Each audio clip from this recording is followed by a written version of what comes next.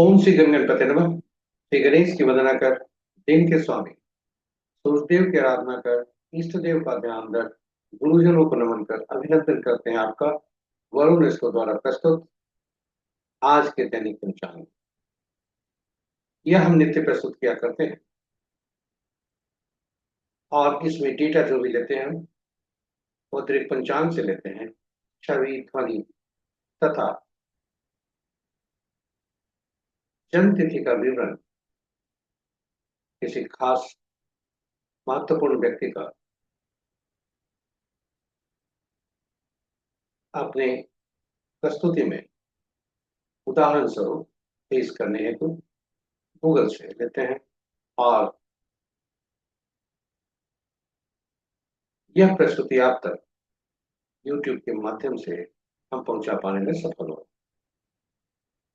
जिस प्रकार पंचांग के 5 अंग होते हैं, उसी तरह से इस प्रस्तुति के भी 5 भाग हैं। पहला भाग पंचांग मुहूर्त और ग्रहों के गोचर से संबंध रखता है और इसी पहले भाग से पंचांग और मुहूर्त को लेकर हम लघु पंचांग आपके लिए नित्य प्रस्तुत करते आ रहे हैं।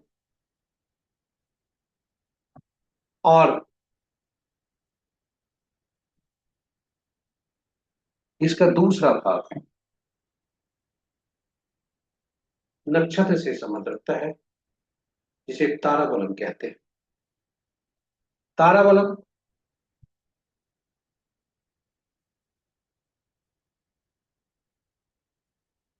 के अनुसार हम चंद्रमा जिस नक्षत्र में गोचर कर रहे हैं और जन्म का नक्षत्र जो है कि यानी चंद्रमा जिस नक्षत्र में है उसके अनुसार आज कैसा दिन रहने की संभावना। ताराबलम मूलतः नवतारा चक्र पद्धति पर आधारित है, जो जातक के पूरे जीवन काल में ग्रहों की स्थिति कैसी रहेगी वह बताता है। इस प्रकार काफी उपयोगी यह प्रस्तुति है और विस्तृत चर्चा हम प्रस्तुति में करेंगे। तीसरा भाग चंद्रबलम कहते हैं इसे, जन्म राशि के अनुसार और आज चंद्रमा जिस राशि में भ्रमण कर रहे हैं उसके अनुसार आज कैसे दिन हो सकते हैं। चौथा भाग मुहूर्त से संबंध रखता है। आज का चौघड़िया चौघड़िया शुभ और अशुभ समय दर्शाता है। किसी भी कार्य को करने के लिए दैनिक कार्य से लेकर विशेष कार्य और पहली बार किए जाने वाले कार्य के लिए काफी उपयुक्त होता है।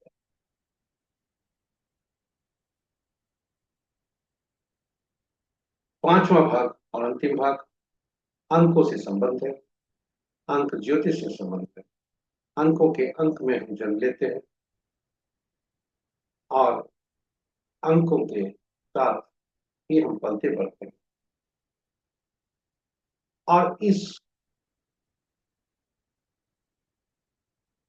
क्रम में पूरे जीवन में कुछ अंकों को हम जोड़ लेते हैं, कुछ अंकों को हम से दूर हो जाते हैं और कुछ अंक इसी क्रम में हमें सकारात्मक ऊर्जा देते हैं, कुछ नकारात्मक ऊर्जा देते हैं।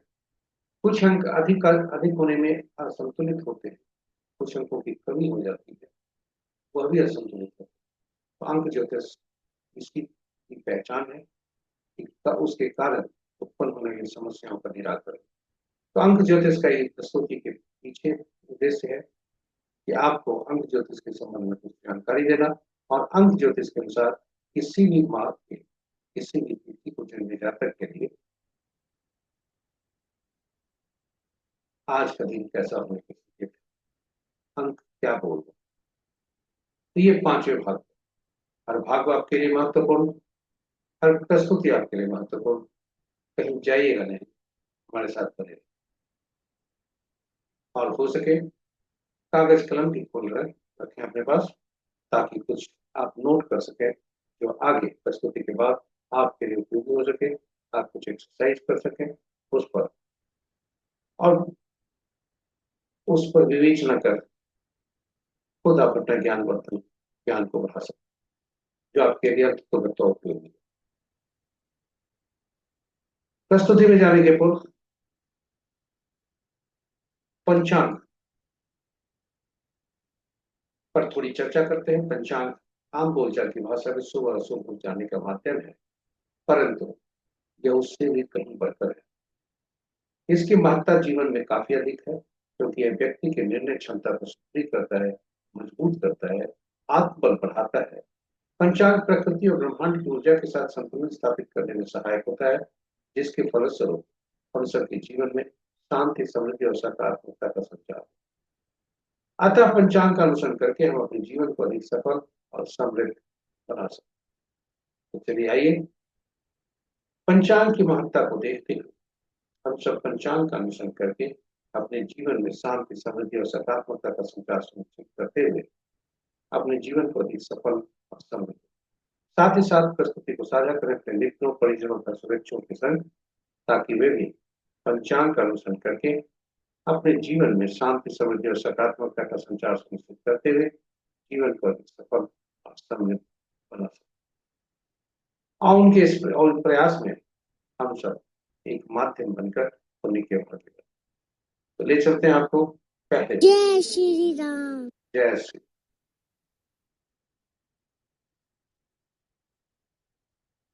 स्वागत है आपका पहले भाग। आज का दिनांक 19 अक्टूबर 2025, माह कार्तिक, पक्ष कृष्ण, शाका संवत 1947 विश्व विक्रम संवत 2082 कलायुग और कलयुग का 5126। आज का सूर्योदय, आज का सूर्योदय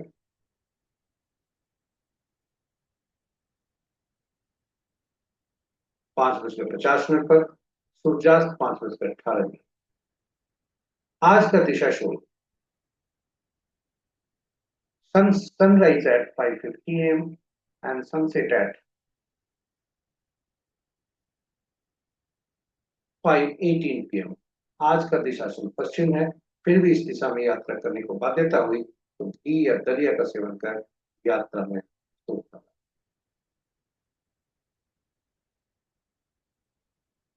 आज का पंचांग के पांचों वार रविवार, तिथि अपराह्न 1:51 तक त्रयोदशी जो जया तिथि के अंतर्गत आता है, और तत्पश्चात चतुर्दशी जो नित्या तिथि के अंतर्गत आता है। नक्षत्र संध्या में 5:49 तक उत्तरा फाल्गुनी और तत्पश्चात हस्ता। योग देर रात्रि 2:05 तक इंद्र, उसके बाद वैदृति। करण अपराह्न 1:51 तक वनिश, तत्पश्चात देर रात्रि 2:45 तक वृश्चिक भद्रा और उसके बाद शकुनी। तो ये रहे हमारे पंचांग के पांचों। महत्वपूर्ण मुहूर्त में जाने के पूर्व भोलेनाथ को नमन करते हैं और देखते हैं कि भोलेनाथ का वास आज कहाँ है और उनकी शुभता कैसे। जय भोलेनाथ। ओम नमः शिवाय। ओम नमः शिवाय।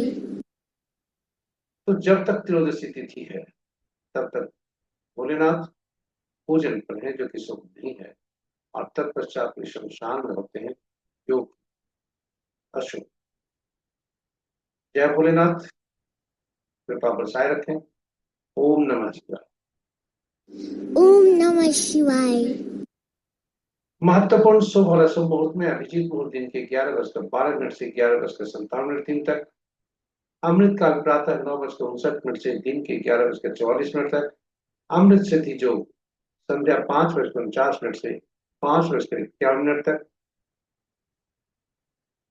सर्वार्थ सिद्धि योग प्रातः 5:50 से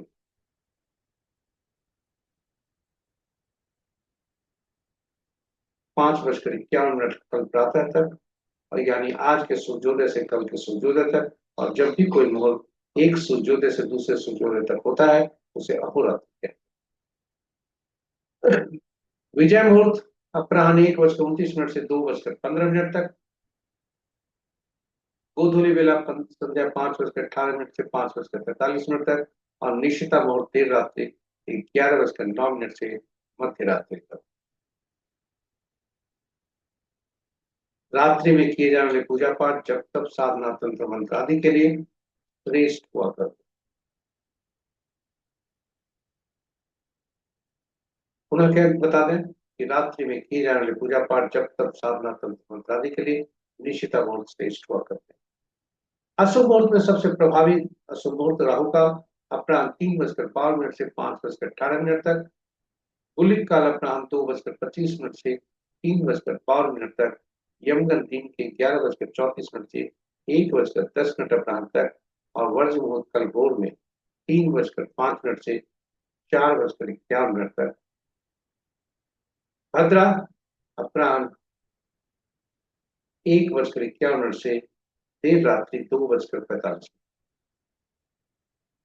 तो ये रहे आज का भद्रा का वास पाताल है जो कि अशुभ है। तो ये रहे हमारे शुभ और अशुभ मुहूर्त की प्रस्तुति।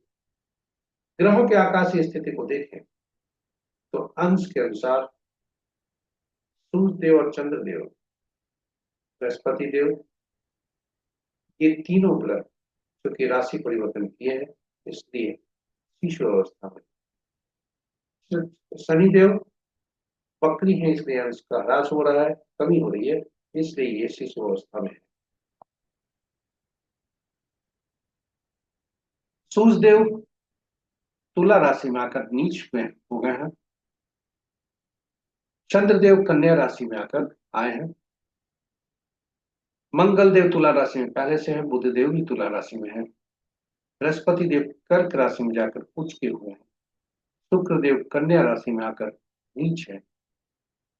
शनि देव मीन राशि में है, राहु देव कुंभ में और केतु देव से। इस प्रकार राशि के अनुसार यदि देखा जाए तो शुक्र की राशि में 3 ग्रह, बुध की राशि में 2 ग्रह, मंगल की राशि में कोई ग्रह नहीं, और शेष ग्रहों की राशियों में एक। मित्र की राशि में 5 ग्रह, शत्रु की राशि में 2 ग्रह, मित्र ग्रह की राशि में 5 ग्रह, शत्रु ग्रह की राशि में 2 ग्रह, सम ग्रह की राशि में 2 ग्रह, और अपनी ही राशि में कोई ग्रह नहीं।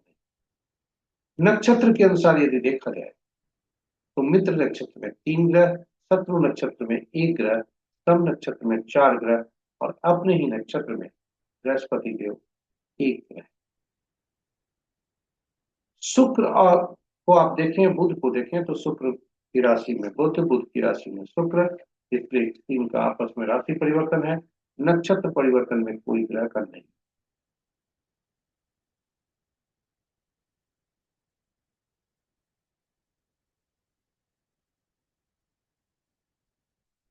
इस प्रकार बृहस्पति देव के नक्षत्र में सबसे ज्यादा ग्रह 5 ग्रह, और वे हैं मंगल देव, बुध देव, बृहस्पति देव खुद, शनि देव और राहु देव। ये सारे ग्रह बृहस्पति देव के नक्षत्र में। और इस प्रकार आज किसी भी राशि का राशि परिवर्तन नहीं है।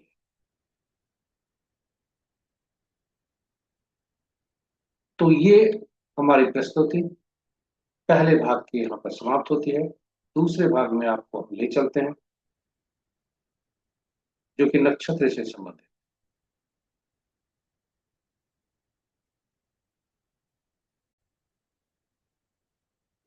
स्वागत है आपका आज के दूसरे भाग। इसे नक्षत्र के अनुसार आज कैसे दिन होने के संकेत हैं, इसे ताराबलन कहा जाता है। ताराबलन के जहां लिखा है उसके समक्ष हॉरिजॉन्टल कॉलम्स है जिसमें नक्षत्रों के नाम लिखे हैं। यह चंद्रमा के गोचर को दर्शाता है कि चंद्रमा का गोचर किस नक्षत्र है।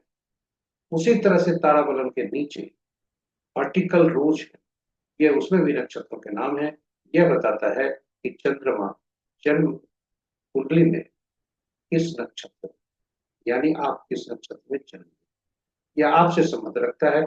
और ऊपरी का जो कॉलम है वो चंद्रमा के आज के गोचर से संबंध, और दोनों का मिलान कर आज की तिथि में कैसा संकेत मिल रहा है, आज के दिनांक में शुभता और अशुभता कैसी है यह बताता है। कुल 9 स्थितियां बनती है, 9 नक्षत्रों का ग्रुप है, इसलिए 9 स्थितियां बनती हैं। और ये 9 स्थितियां इस प्रकार है। जन्म, संपर्क, जो तारा आज का संकेत देते हैं कि चंद्रमा आज किस, जो संकेत दे रहे हैं कि आपका शुभ था आज, आज का दिन जन्म तारा में जा रहा है, संपत्ति तारा में, विपद तारा, छेद, प्रत्यधि, साधक, नैधन, मित्र या अति मित्र। आज आपका तारा कैसा है? और यदि वह आपका तारा आज का संपत्ति, क्षेम, साधक, मित्र और अति मित्र है तो शुभता का संकेत देता है। वही जन्म, विपद, प्रत्यय और नैधन्य है तो अशुभता का संकेत। जब भी शुभता का संकेत मिले उसमें आप सभी कार्यों का निष्पादन कर दे, दैनिक कार्य तो करेंगे ही, और उस दैनिक कार्य में भी शुभता रहेगी, रहने की संभावना है। किंतु यदि जन्म, विपद, प्रत्यय और नैधन्य में हो आज का तारा यदि, तो आप सावधान रहें, क्योंकि शुभ कार्यों में, दैनिक कार्य में सावधानी, और जो शुभ कार्य है, नए कोई कार्य करने जा रहे हैं तो वह कार्य आरंभ न करें जब तक अशुभ तारा आपके, अशुभ तारा के से आप शुभ तारा में नहीं आ जाओ। इनका जो प्रतिफल होता है शुभता और अशुभता, जैसे जैसे इनकी क्रम संख्या बढ़ती है वैसे वैसे शुभता और अशुभता बढ़ती। उदाहरण स्वरूप यदि अशुभता है तो अशुभता का अंतिम जो तारा है वह नैधन्य होता है, स्वाभाविक है, वह पीढ़ा ज्यादा होता है, वहां शुभता ज्यादा होता है। वही शुभता में मित्र, अति मित्र, ये अंतिम कड़ी है शुभता में, तो ये काफी शुभता फल देते हैं अन्य तारों के अपेक्षा, अन्य शुभ तारों के अपेक्षा। तो ये रहे आज के तारे के संबंध में संक्षिप्त परिचय। मूलतः तारा बलम 9 तारा चक्र पद्धति पर आधारित है, और जिसके अनुसार हम ग्रहों के तारा बलन के अनुसार आज के बारे में जानते हैं, जबकि 9 तारा चक्र पद्धति से पूरे जीवन काल के बारे में हम जान सकते हैं कि कौन से ग्रह की कैसा फल दें। और जब हम ग्रहों के बारे में जान जाए कि कौन से ग्रह कैसे फल देंगे तो हम यह भी सब जान सकते हैं कि कौन से दशा महादशा का फल कैसा होगा।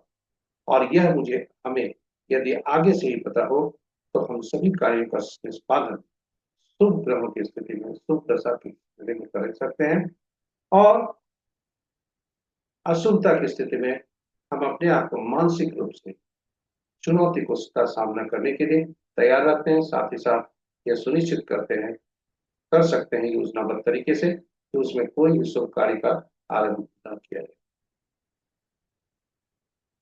ग्रहों में, जन्म कुंडली में ग्रहों की स्थिति भी उसी तरह से हम आंक सकते हैं कि कैसा फल देंगे। और हमारे जीवन काल में जिन लोगों से भी संबंध हमारा होता है, चाहे घर हो, परिवार हो, रिश्ते हो, नाते हो, समाज हो, गांव हो, कार्यस्थल हो, व्यवसाय स्थल हो, आदि आदि, तो ऐसे लोग, कौन से लोग हमारे लिए शुभकारी होंगे, कौन से अशुभकारी, यह हम आगे से ही जान सकते हैं। इसके लिए उनका भी जन्म विवरण, नक्षत्र, जन्म नक्षत्र खास करके वह यदि हमें पता चल जाए तो आसानी से हम जान सकते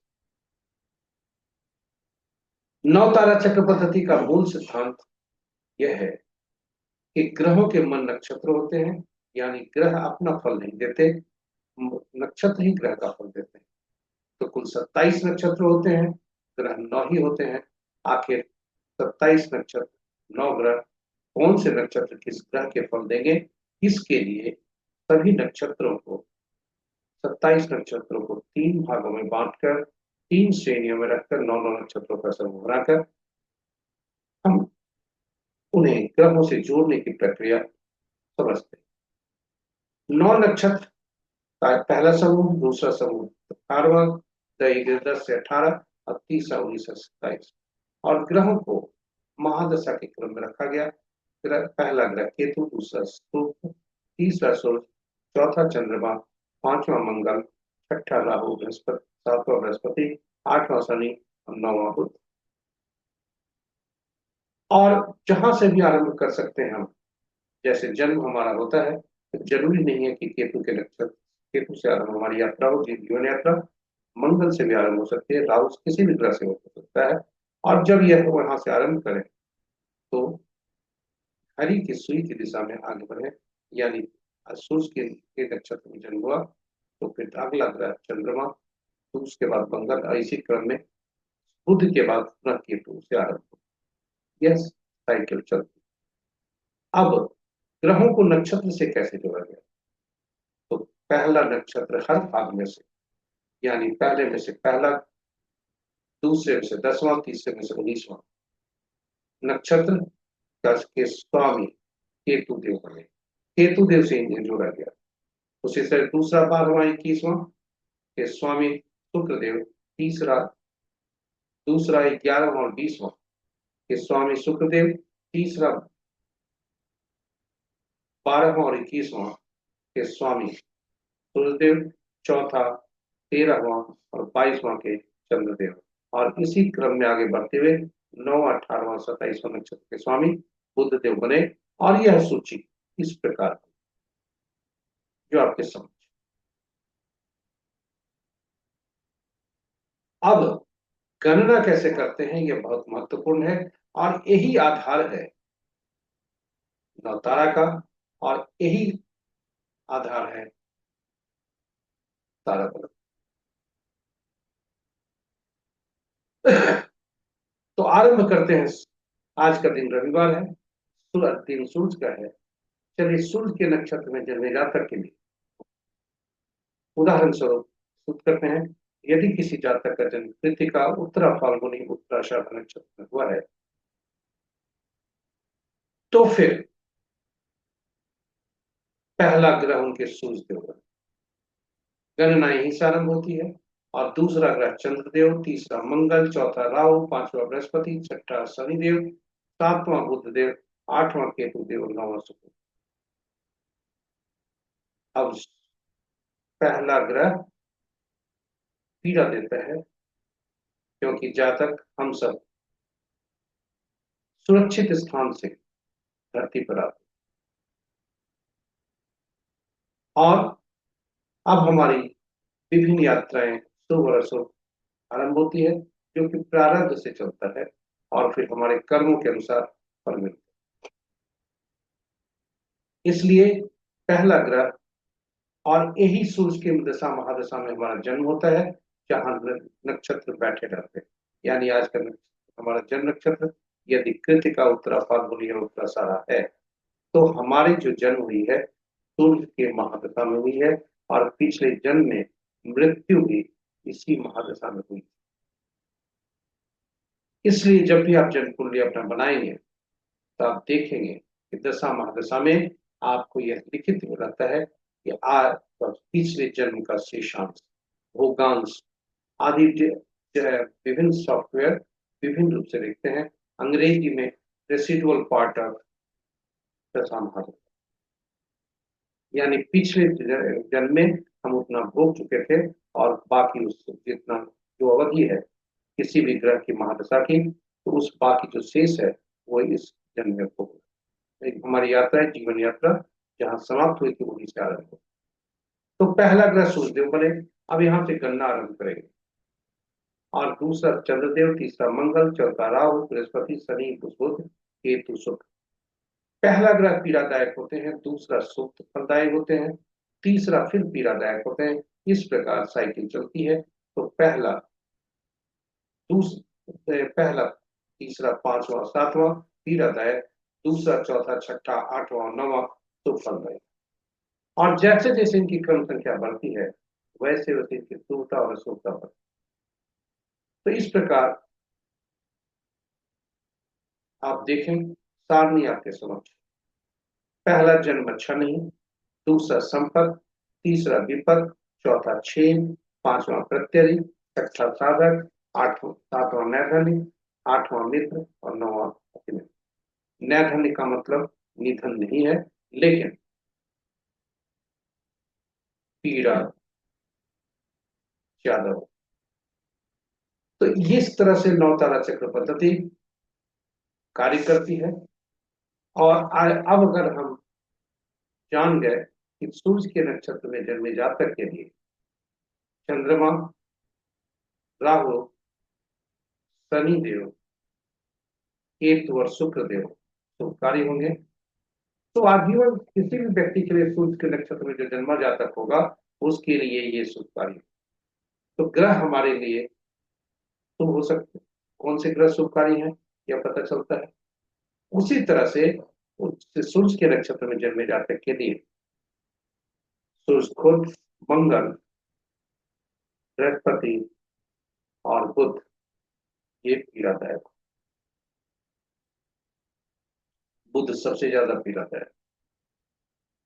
तो ये इस तरह से सूचीबद्ध तरीके से यदि हम देखें तो हम ये जान सकते हैं दशा महादशा का फल हमारा इनका, जो सूर्य का, मंगल का, बृहस्पति का और बुध का दशा महादशा का फल जो होगा वह शुभकारी नहीं होगा। उसी तरह से इस नक्षत्र के जन्मे जातक हमारे लिए बाधा बन के आ सकते हैं, समस्या लेकर आ सकते हैं। उनसे मित्रता या कोई भी पार्टनरशिप करना जोखिम लेना, और इस तरह से जन्म आपके नौ तारा चक्र पद्धति से हम ये सब जान सकते हैं। इसलिए यह बहुत ही अद्भुत पद्धति है और सटीक पद्धति है। इसलिए हमने YouTube पर नौ तारा चक्र पद्धति पर भी अलग से वीडियो पोस्ट करके रखा है। आपके लिए उपयोगी होगा ऐसा हमारा विश्वास है। इसमें हमने भगवान राम, माँ सीता तथा पवन पुत्र हनुमान की भी जन्म कुंडली रखी है और नौ तारा चक्र पद्धति से यह आकलन करने का कोशिश किया है कि उनके साथ संबंध कैसे, एक दूसरे के लिए क्या थे। तो जरूर देखें, आपके लिए उपयोगी और आपके लिए ज्ञानवर्धक और उपयोगी है। तो चलते हैं वापस ताराबलम। ताराबलम आज का चंद्रमा क्या कहता है। आज का चंद्रमा 5:49 पर नक्षत्र परिवर्तन करेंगे और उसके पहले भाग में वे कृतिका नक्षत्र में होंगे, सूर्य के नक्षत्र। दूसरे भाग में वे चंद्रमा के नक्षत्र में होंगे, अस्पष्ट। तो पहला भाग में यदि भरनी, पूर्वा, फाल्गुनी या पूर्वाषाढ़ नक्षत्र में यदि जन्म किसी के जातक का हुआ है तो पहला भाग संपत का होगा और दूसरा विपत तारा का। इसी प्रकार हम कोई दूसरे नक्षत्र में जन्मे जातक के लिए देख सकते हैं। पुनर्वसु, विशाखा, पूर्वा, भाद्रपद नक्षत्र में पहला भाग साधक का और दूसरा भाग नैधनिक का। यदि हम राहु के नक्षत्र में जन्मे जातक के बारे में देखें तो आद्रा, स्वाति नक्षत्र के नक्षत्र में जन्मे जातक हो सकते हैं। पहला भाग नैधन्य, दूसरा भाग वित्त। और इस तरह से हम किसी भी जातक का, कोई भी जातक अपना नक्षत्र देखकर यह देख सकता है कि आज का तारा क्या क्या है। हमने आरंभ में भी कहा था कि जब भी अशुभता का तारा आपको इंगित करता है, अशुभता, आज का तारा आपको अशुभता की तरफ इंगित करता है तो जोखिम नहीं लें, दैनिक कार्य में सावधान रहें, उपाय के पीछे न दौड़ें। क्योंकि जो उपाय है वो किताबों में है, उसकी कितनी सटीकता है यह हम अभी तक अनुभव नहीं कर पाए, इसकी प्रामाणिकता हमें नहीं मिली। इसलिए हम भी जोखिम नहीं लेते हैं, आप भी जोखिम न लें। सलाह ही जानकारी रखना चाहिए, ज्ञान रखना चाहिए, क्योंकि कभी अगर विषम परिस्थिति ऐसी हुई तो किसी ज्ञान के लिए केवल है, लेकिन जोखिम नहीं लेने की सलाह उस समय भी आपको कौन सा सलाह ना करो। तो यदि कहा गया है, किताबों में है कि यदि आज का तारा जन्म में होता है तो पीला कद्दू पत्ते वाली सब्जी का दान करें, विपत में तो गुड़ का दान करें, प्रत्यय में तो नमक का दान करें, नैथन है तो मुहूर्त को त्यागें, मजबूरी हुई तो तिल से स्वर्ण का दान करें। यह किताबों में है, हम यह अपुष्ट है, इसलिए इसे हम करने के लिए आपको सलाह नहीं दे रहे। फिर भी जानकारी है तो यह हमने प्रस्तुति की और आपके सुझाव के अनुरूप ही हमने प्रस्तुत। तो चलिए अब आगे चलते हैं। आज नक्षत्र से निकलकर राशि, चंद्रमा जिस राशि में है जन्म कुंडली में और जिस राशि में भ्रमण कर रहे हैं उसके अनुसार आज कैसा दिखने की संभावना। तो चंद्रदेव कन्या राशि में है। इस पद्धति को चंद्र बलम कहते हैं और यह चंद्र राशि के अनुसार देखा जाता है, यानी चंद्रमा जिस राशि में होते हैं वही आपकी राशि हो। लगन या सूर्य जिस राशि में हो वह आपका राशि नहीं होगा, उसे लगन कहते हैं या सूर्य की राशि कहते हैं।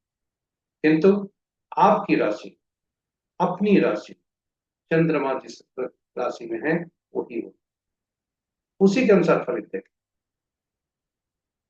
तो आज चंद्रमा कन्या राशि में भ्रमण कर रहे हैं और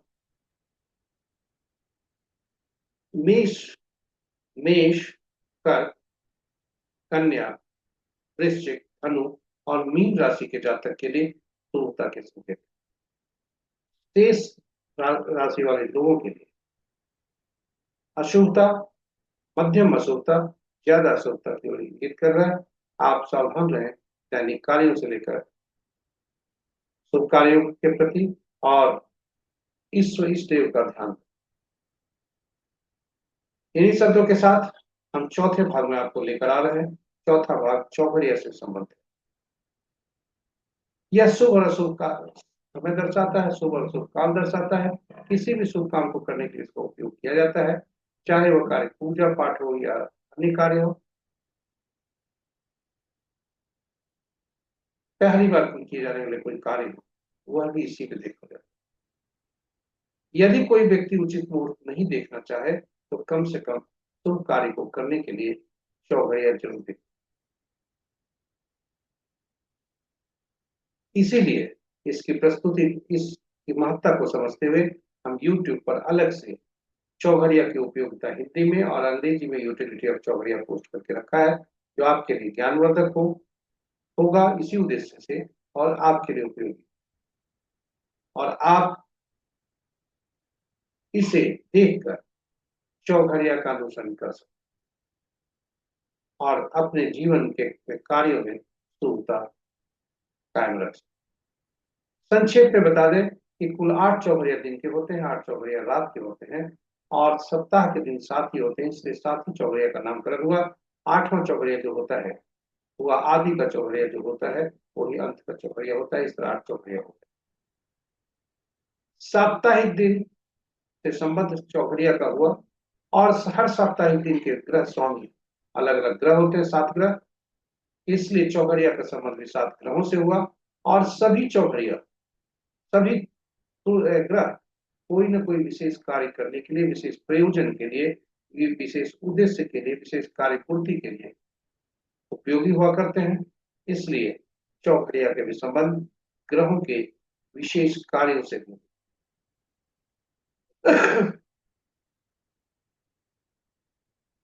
अब आपको बताते हैं कि दिन का चौघड़िया अशुभता भी दिखाता है, क्योंकि चौघड़िया केवल शुभता नहीं दिखाता, अशुभता भी दिखाता है। तो जब भी अशुभ की स्थिति रहे तो हमें शुभ कोई भी चौघड़िया अशुभता से अधिव्याप्त हो तो उस चौघड़िया का त्याग करना चाहिए। दिन में चौघड़िया राहु काल, काल बेला और वार बेला से ग्रसित हो सकते हैं और रात्रि में का चौघड़िया काल रात्रि से ग्रसित हो सकता है। इस प्रकार 4 तरह की अशुभताएं होती है। अनुभव के आधार पर हमने देखा है, अपने रिसर्च में हमने पाया है कि दिन में, क्योंकि दिन सूर्य देव का होता है इसलिए, और शनि देव से सूर्य देव की शत्रुता रहती है, इसलिए शनि देव प्रतिदिन काल बेला से ग्रसित रहते हैं और शनि देव का की उपयोगिता दैनिक कार्यों से, इनका चौघड़िया काल चौघड़िया हो करता है, जो पापी ग्रह होते हैं, इसलिए इसे काल के रूप में चिन्हित होता है। कोई भी शुभ कार्य इस मुहूर्त में नहीं किया जाता। धनोपार्जन हेतु की जाने वाली गतिविधियों के लिए यह ग्रह लाभदायक है। तो दैनिक कार्यों को छोड़कर, धनोपार्जन से छोड़कर शेष गतिविधियां इसमें नहीं की जाती। यह चौघड़िया हमेशा काल बेला से ग्रसित करता है। उसी तरह रात्रि का चौघड़िया पर आइए। रात्रि चंद्रमा का और बुध की शत्रुता चंद्रमा से, चंद्रमा की शत्रुता नहीं, बुध की चौघड़िया शत्रुता से। दिन में सूर्य की शत्रुता शनि से, शनि की शत्रुता सूर्य से, किंतु रात्रि में बुध का चौघड़िया, बुध की शत्रुता चंद्रमा से, चंद्रमा का शत्रुता, चंद्रमा की शत्रुता किसी से नहीं। तो वैसी स्थिति में रात्रि का चौघड़िया जो होता है उसमें लाभ चौघड़िया जो बुध का चौघड़िया है वह काल रात्रि से ग्रसित हो हमेशा। यह हमने अनुभव और रिसर्च में पाया है जो आपके समक्ष में प्रस्तुत। तो चलिए अब आज का चौघड़िया देखते हैं कि आज का चौघड़िया क्या कहता है। तो दिन आरंभ चूंकि रविवार है, उद्वेग चौघड़िया सूर्य के चौघड़िया से दिन आरंभ हो रहे हैं और सूर्य के चौघड़िया से दिन समाप्त हो रहे हैं। रात्रि का चौघड़िया शुभ चौघड़िया से दिन आरंभ हो रहा है, शुभ चौघड़िया से समाप्त हो रहा है। अब देखें दिन के चौघड़िया में अमृत चौघड़िया जो 10:08 से 11:34 तक है वह वार वेला से ग्रसित है। काल चौघड़िया जो 11:34 से 1 बजे तक है काल वेला से ग्रसित है। और उद्वेग चौघड़िया जो संध्या अपराह्न 3:52 से सूर्यास्त तक है वह राहु काल से ग्रसित है। रात्रि का लाभ चौघड़िया काल रात्रि से ग्रसित है जो 1:08 रात्रि से देर रात्रि से 2:42 तक। शेष चौघरात्रि का चौघड़िया सो। तो ये रहे हमारे चौघड़िया की प्रस्तुति। चौथी प्रस्तुति यहाँ पर समाप्त होती है। पांचवें भाग में अंक ज्योतिष के अनुसार आज कैसा दिन रहने की संभावना है। तो सबसे पहले संक्षिप्त परिचय अंक ज्योतिष। अंक ज्योतिष हमारे लिए जीवन में अहम भूमिका अदा करता है और ये अंक ज्योतिष में अंक जो काम करते हैं 1 से 9 एकल अंक सिंगल डिजिट काम करते हैं। डबल डिजिट या उससे ज्यादा जब भी डिजिट के अंक हो जाए तो उन अंकों को जोड़कर एकल अंक में परिवर्तित कर दिया जाता है। आप इसको देखें 1 से 9 तक, तो इसमें पांचवा अंक ऐसा होता है जो मध्यम अंक, यानी 1 से 5 के 1 से 9 के बीच में पांचवा अंक एकदम मध्य में आता है। यह संतुलन का कार्य करता है अपने से पूर्व आने वाले अंकों के संबंध में और बाद में आने वाले अंकों के। ये शून्य की को गणना में नहीं ली जाती क्योंकि शून्य अनिश्चितता को दर्शाता है। अब आप देखें कि ये ग्रह सभी जो 1 से 9 तक अंक है ये शासित होते हैं विभिन्न ग्रहों से।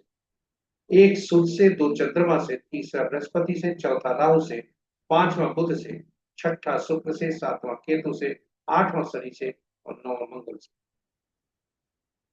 और इन्हें अंकों की दुनिया में इनकी उपयोगिता के अनुसार विभिन्न नामों से पुकारा जाता है। एक को राजा या सरकार से, दो को रानी या पार्टनर से, डिप्लोमेट से, तीसरे को गुरु से या सलाहकार से, चौथा शरारती तत्वों से या नियम तोड़ने वाले व्यक्तियों से, पांचवा राजकुमार से, छठा को मंत्री या सुख सुविधा प्रदान करने वाले व्यक्तियों से, सातवां को धर्मगुरु से या वैसे व्यक्तियों से जिन्हें प्रकृति, ईश्वर, भविष्य में घटने वाली घटनाओं का पूर्वाभास कराती है उन व्यक्तियों से। आठवां समाज के नीचे तबके के लोग, हमारे अधीन कार्य करने वाले लोग, नौकर चाकर आदि से तथा न्यायालय से। और नौवां सेनापति, डॉक्टर, पुलिस और खून से। तो ये रहे विभिन्न नामों से इन्हें जाना जाता है। और यदि आप कागज कलम लेकर शांतिपूर्वक विभिन्न अंकों के इस नाम से पुकारा जाता है इनकी उपयोगिता के अनुसार आप संबंध स्थापित करने का प्रयास करें तो मित्रता, शत्रुता स्पष्ट। फिर भी हम प्रस्तुति के अंत में हम आपको शत्रु अंक पर चर्चा करेंगे। जब हम जन्म लेते हैं तो अंकों के अंक में जन्म लेते हैं और ईश्वर द्वारा प्रदत्त हमें कुछ अंक मिलते हैं जो जन्म तिथि के रूप में। यह स्टैटिक होता है, स्थायी होता है, बदलता नहीं। और इन अंकों में कुछ अंक ऐसे हो सकते हैं जो हमारे लिए रिपीट होते हैं, दोबारा आते हैं। और कुछ अंक ऐसे भी हो सकते हैं जो बिल्कुल नहीं आते। और आरंभ में हमने कहा था कि जब अंक एक से कोई दो अंक लेकर अंकों का समूह कहीं भी होता है, दो से ज्यादा, दो और दो से ज्यादा, तो उन अंकों को जोड़कर एक अंक में परिवर्तित करते हैं। जो हमें ईश्वर द्वारा प्रदत्त अंक मिलते हैं वह जन्म तिथि के रूप में मिलते हैं और उसमें 3 भाग होते हैं, तिथि, माह और वर्ष। तिथि को जोड़कर एक अंक बनाते हैं वह ड्राइवर कहलाता है जो हमारे इनर पर्सनालिटी आंतरिक व्यक्तित्व बताता है और चरित्र बताता है। ड्राइवर और कंडक्टर जो होता है, जिसे तिथि माह और वर्ष को जोड़कर एकल अंक में परिवर्तित करते हैं, वो लाइफ नंबर इसे कहा जाता है, भाग्यांक कहा जाता है, और टूटी फूटी भाषा में इसे कंडक्टर कहते हैं। तो इस तरह से ड्राइवर, जिसे मूलांक कहा जाता है, वह जन्म तिथि से संबंध है, और माह और वर्ष, तिथि माह और वर्ष को लेकर हम जब एकल अंक में परिवर्तित करते हैं तो वह भाग्यांक कहलाता है, कंडक्टर कहलाता है। अंक शास्त्र का मूल सिद्धांत है ड्राइवर और कंडक्टर आपस में शत्रु नहीं। और जब भी इस तरह से स्थिति बनती है तो फिर हम डायनेमिक अंक का सहारा लेते हैं, क्योंकि स्टैटिक अंक वे होते हैं जो ईश्वर द्वारा प्रदत्त होते हैं, और उन अंकों से कुछ सृजित होते हैं। जैसे जन्म तिथि से कुछ अंक और सृजित होते हैं, एंजल नंबर, जो कि केवल वर्ष से निकलता है, वर्ष के अंकों को जोड़कर एकल अंक में परिवर्तित कर, और फिर पुरुष के लिए 11 में से उसे घटाते हैं और महिला के लिए 4 उसमें जोड़ देते हैं। यह एंजल नंबर कहलाता है। तिथि और जो जन्म तिथि है, उसमें से तिथि और माह को जब जोड़कर एक अंक में परिवर्तित करते हैं तो वह हमारा एटीट्यूड नंबर और अचीवमेंट नंबर बताता है। मूलांक या ड्राइवर हमारा आंतरिक व्यक्तित्व बताता है, और एटीट्यूड नंबर या अचीवमेंट नंबर हमारा बाहरी व्यक्तित्व बताता है, हम दुनिया को कैसे रिप्रेजेंट करते हैं, कैसे दिखते हैं। तो ये सभी अंक स्टैटिक अंक होते हैं, स्थिर होते हैं, बदलते नहीं। बदलने वाले अंक वे होते हैं जिन्हें हम बनाते, हम चुनते हैं। और उदाहरण स्वरूप मोबाइल अंक हुआ, गाड़ी संख्या हुई, मकान संख्या हुआ, आदि आदि। और सबसे प्रभावी ये सभी होते हैं। आप मोबाइल अंक कहें कि सबसे ज्यादा प्रभावी होता है, तो नहीं, क्योंकि मोबाइल अंक हम बदल सकते हैं, एक से ज्यादा मोबाइल भी रख सकते हैं। मकान, वही स्थिति, मकान संख्या भी बदली जा सकती है, एक व्यक्ति के ज्यादा मकान भी हो सकते हैं। वाहन की भी वही है कि वाहन एक भी बदले जाते हैं, उसकी भी लाइफ होती है। इस तरह से आप देखेंगे कि हम बराबर बदल सकते हैं, यहां तक कि पासवर्ड भी हमें कुछ न कुछ ऊर्जा देते हैं।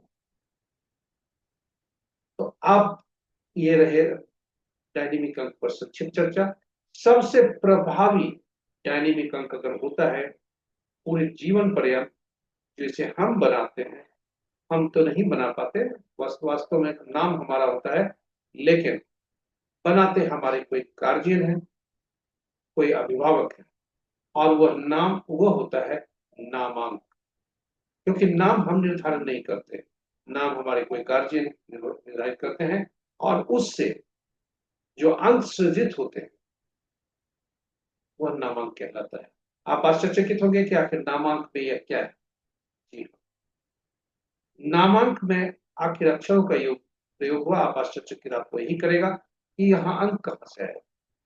तो अंक, यह जो आपको आश्चर्यचकित करेगा, तो हर अक्षर के अंकीय मूल्य होते हैं। इसकी सूची आपके समक्ष प्रस्तुत है। इसके पूर्व आपसे आग्रह करेंगे कि जातक का जो तिथि है, जन्म तिथि, मूलांक और भाग्यांक को नोट कर लें, आपके लिए चर्चा में सुखकारी हो।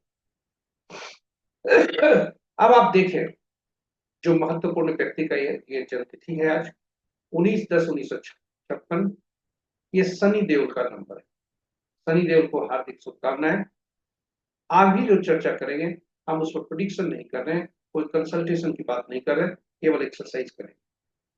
19/10/1956 का मूलांक 1 होता है, जो सूर्य से संबंध होता है, लीडरशिप को दिखाता है।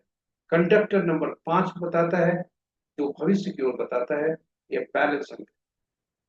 अब शनि देव का जो हमारा मूल सिद्धांत है अंक ज्योतिष का, कि मूलांक और भाग्यांक को आपस में शत्रु नहीं होना चाहिए, और जब शत्रु हो तो फिर नाम ऐसा होना चाहिए जो कि इन अंकों को बैलेंस कर दे। इन दोनों के बीच में एक मध्यस्थता करने वाला अंक हो, जो आजीवन काम करता है। जैसे मूलांक भाग्यांक आजीवन काम करता है, उसी तरह नामांक आजीवन काम करता है। और नाम आपके परिणाम को बताता है आपके जीवन में। यदि नाम अंक 8 हो, आपका नामांक, तो आपके जीवन में घटने वाली घटनाएं धीमी गति से होंगी, आपको परिणाम धीरे से मिलेगा, कार्य आप धीरे धीरे करें, जिसके चलते आपको परेशानी हो सकती है, आपके जो बॉस है वो नाराज भी हो सकते हैं। तो नामांक ऐसा होना चाहिए जो मूलांक और भाग्यांक का शत्रु नहीं हो, क्योंकि ऐसे जीवन में हमें यह फॉर्मूला याद करके रखना चाहिए कि कोई भी अंक जो हम चुन रहे हैं वह मूलांक और भाग्यांक का शत्रु न हो, क्योंकि इस अंकों को वह संतुलित करता है, हमारी समस्या खड़ी होती है। इसलिए कभी कभी हम देखे हैं कि हम मोबाइल ले आए, उसके बाद से हमारी समस्या शुरू हुई। हम ये मकान बदले, वहां से शुरू हुई। हम ये गाड़ी लिए, ये शुभता दिया या शुभता दिया। तो ये अंक ज्योतिष इसी पर काम करते हैं। और इसलिए अब आप आतुर होंगे कि शत्रु अंक कौन, क्योंकि दो चीज हमेशा याद रखना है। यदि हम नाम का पहला अक्षर सबसे पहला ऊर्जा देता है, जब कोई हमें नाम के पहले अक्षर जैसे आरंभ होता है, हमारा कान खड़ा होता है, हमारी चेतना जागती है, उस तरफ जाती है।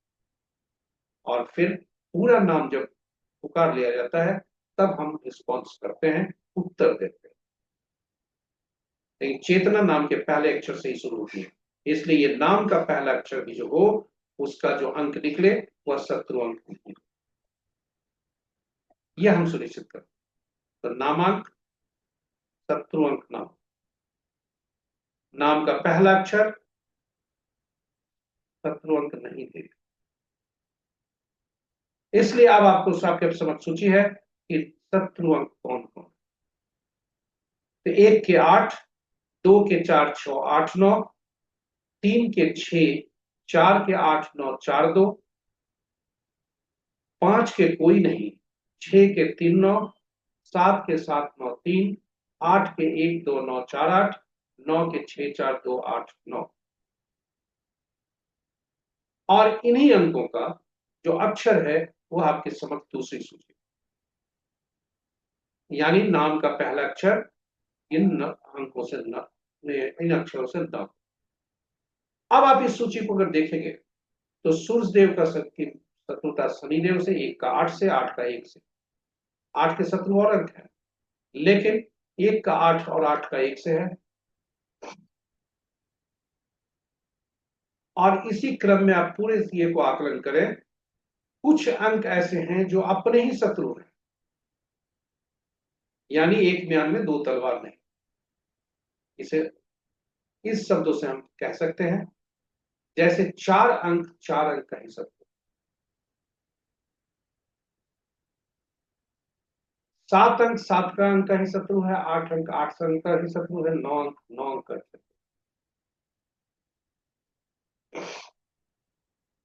अब इसे आप बोलचाल की भाषा में कहेंगे कि यदि आपके किसी ऐसे कार्यालय में है जिसका जो 4 होता है, जो 4 से प्रभावित होता है, वहां 4 नंबर के व्यक्ति जिनका मूलांक या भाग्यांक 4 हो, वह अगर कार्य करते हैं फिर उन्हें असफलता होती है, असहज रहते हैं। वहां 8 नंबर के व्यक्ति यदि काम करते हैं, 8 नंबर का ऊर्जा होता है, वे भी असहज रहेंगे, क्योंकि 8 नंबर 4 का शत्रु है।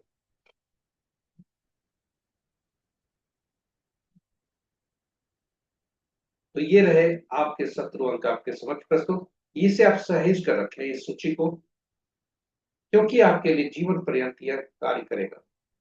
यदि नवजात शिशु यदि घर में कोई जन्म है, अगर उसका नामकरण कर रहे हैं, तो आरंभ में भी से ऐसा नामकरण करें जो शत्रु अंक उसे नहीं दे।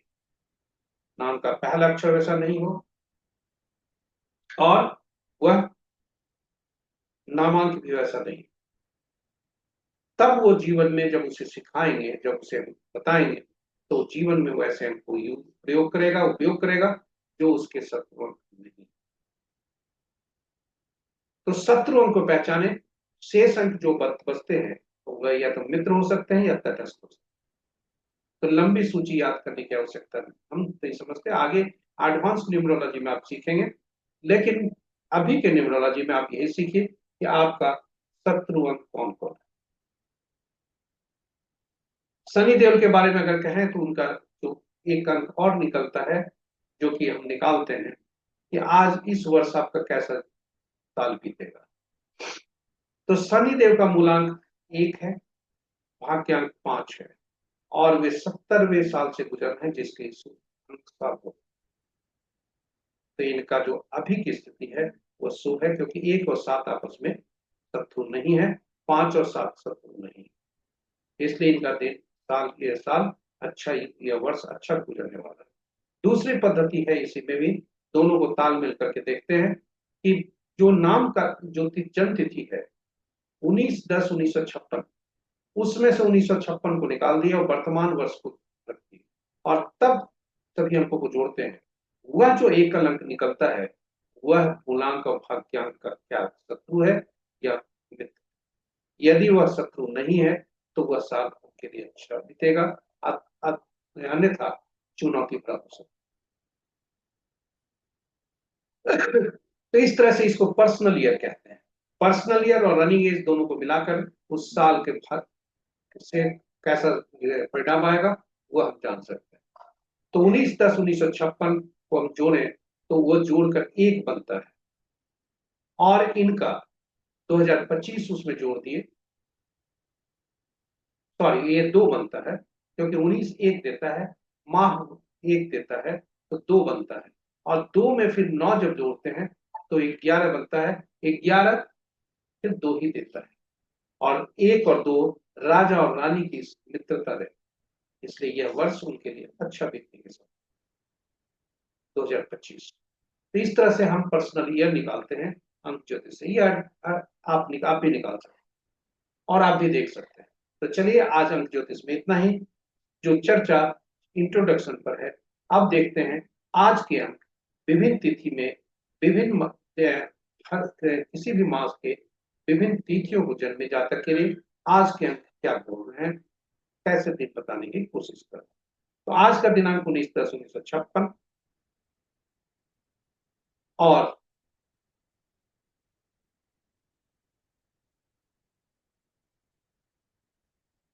और आज का मूलांक 1 भाग्यांक 2। पर्सनल ईयर हमने निकाला, जिस तरह से पर्सनल ईयर निकाला था शनिदेव का, वही आज का मूलांक और भाग्यांक। तो 2 का संबंध विभिन्न तिथियों को जन्मे जातक, किसी भी माह के विभिन्न तिथियों के जन्मे जातक के साथ कैसा रहेगा, क्योंकि एक मूलांक हम से संबंध जोड़ रहे हैं तो भाग्यांक से जोड़ेंगे, और जब हम यहाँ जोड़ते हैं तो देखते हैं कि 2 का संबंध 1 के साथ 1 2 3 5 के साथ मित्रता का है, 6 के साथ तटस्थता का है। तो वैसी स्थिति में 1/10/1928, 2/11/2029, 3/12/21/30, 5/14/23 और 6/15/24 को जन्मे जाते किसी भी माह के, उनके लिए दिन शुभता के संकेत। 2 और 4 का संबंध शत्रुता का, 2 और 7 का संबंध शत्रुता का, 2 और 8 का संबंध शत्रुता का, 2 और 9 का संबंध शत्रुता का। इसलिए ऐसे जातक जिनका जन्म 4/13/22/31 को हुआ है, 7/16/25 को हुआ है, 8/17/26 को किसी भी माह का हुआ है, या 9/18/27 को हुआ है, उनके लिए दिन शुभता के संकेत नहीं। तो इन्हीं शब्दों के साथ हम यही अनुरोध करेंगे कि जिनका जिनका अशुभता के संकेत हैं वे वाद विवाद से दूर रहें, वाहन चलाते इसमें सावधान रहें, दैनिक कार्यों में भी सावधान रहें, ताकि कोई अशुभता नहीं। 8 अंक वाले जिनका 8/17/26 तारीख को जन्म हुआ है, उनके साथ ज्यादा परेशानी कह सकता है, अति शत्रुता है, और स्कोर भी 0 है, इसलिए स्वास्थ्य के प्रति भी सचेत। तो इन्हीं शब्दों के साथ ये प्रस्तुति यहाँ पर समाप्त होती है। हमारे साथ आप बने रहे इसके लिए बहुत बहुत धन्यवाद। यदि इस प्रस्तुति को आप पहली बार देख रहे हैं तो हमारे चैनल को सब्सक्राइब करें, साथ ही साथ नोटिफिकेशन बटन को दबा दें, ताकि आपको हमारी हर प्रस्तुति की सूचना मिल सके। आशा करते हैं कि हमारा हर प्रस्तुति आपके लिए ज्ञानवर्धक, रोचक और उपयोगी हो। और इस तरह से हम आपसे अनुरोध, सभी पुराने और नए सब्सक्राइबर से अनुरोध करेंगे कि आप हमारी इस प्रस्तुति को अपने मित्रों परिजनों तथा शुभेच्छुओं के साथ साझा करें, ताकि उनके जीवन में भी वे भी इसका लाभ उठाकर अपने जीवन को अधिक सफल और समृद्ध बना सकें। तो इसी के साथ हम आपसे विदा लें। आपका सुझाव आमंत्रित है YouTube के कमेंट बॉक्स में, ताकि प्रस्तुति को और बेहतर और उपयोगी आपके लिए बना सके। मेहनत हमारा, उपयोगी आपके लिए। और सूर्य देव से प्रार्थना करते हैं कि आज आपका दिन शुभ हो। इन्हीं शब्दों के साथ हम आपसे विदा लेते हैं। जय सूर्य देव। आपका दिन शुभ।